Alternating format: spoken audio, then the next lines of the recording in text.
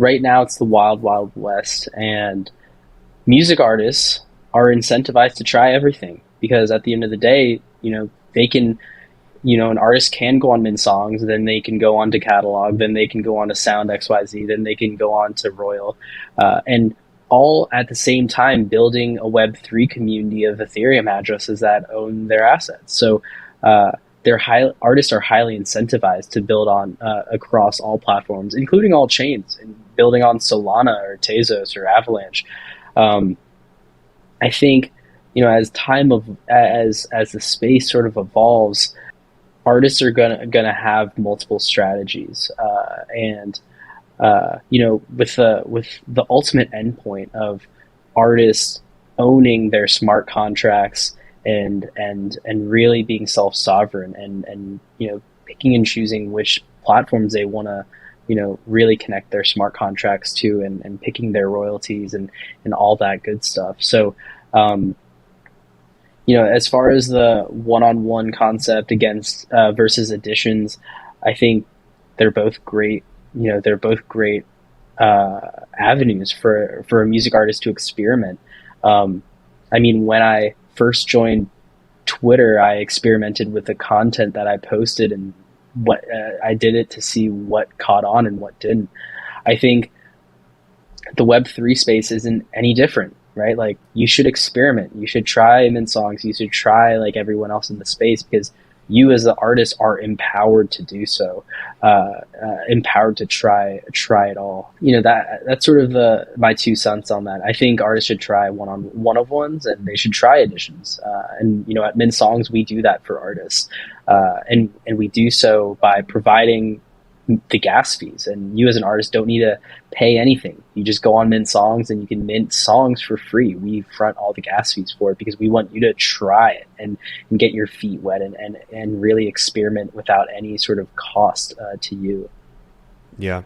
So that was good to cover the additions. It sounds like you're pro both one of one and holding additions.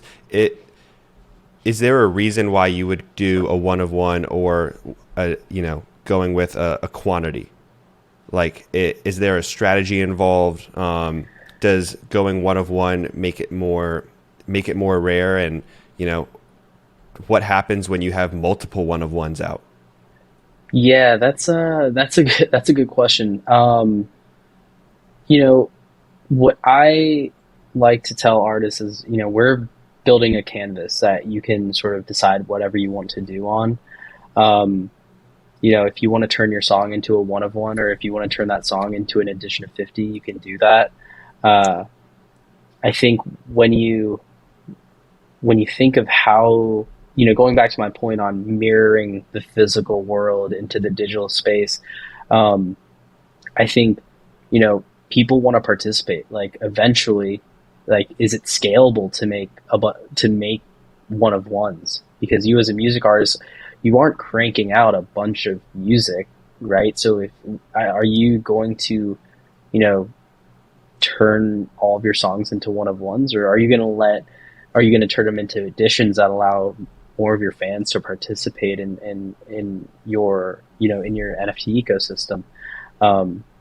That's really up to the artist, right? Like, a lot of artists, want to just create one of ones and really create their music as rare pieces of art. And then some artists want to do additions.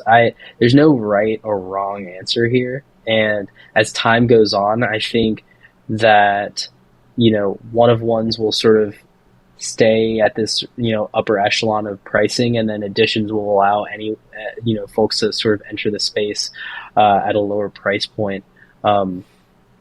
They both work together.